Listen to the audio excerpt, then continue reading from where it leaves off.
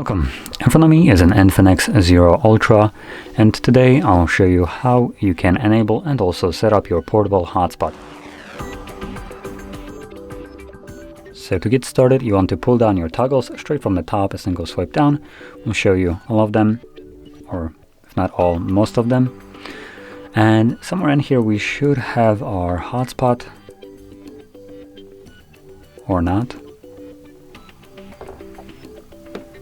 So just simple Wi-Fi. So let's see if we can add it. So I'm going to click on the three dots, select edit switches, and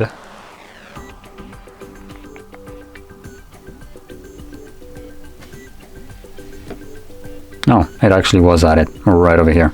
So I just didn't see it. Anyway, so right here, once you see it, you can hold the toggle. This will take you to the settings. Now in here you want to select hotspot settings, and I recommend changing password. This password right here is already set up, I believe, by me or someone else at the company, but usually it will be a randomly generated password, which will be like a combination of letters, numbers, capital letters and so on. So you probably might want to remove it because it's not the easiest thing to type in and also remember. And all you would do is just select it, remove it, and set up your own. Now the password that you'll set up needs to have at least 8 characters in length, at which point you can click on this check mark right here to save it. And from there, whenever you want to use your hotspot, simply toggle it on from either here or quicker from here. So as you can see right now it's enabled, so if I tap on it, I would turn it off.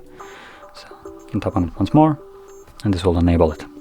Now one more thing to keep in mind is when you're using your hotspot, I do recommend trying to remember about it. So once you're finished with it, you can turn it off. The reason for that is hotspot consumes more of your battery, and when you're not using it, there is really no reason for it to be running in the background. So anyway, with this being said, if you found this video helpful, don't forget to hit like, subscribe, and thanks for watching.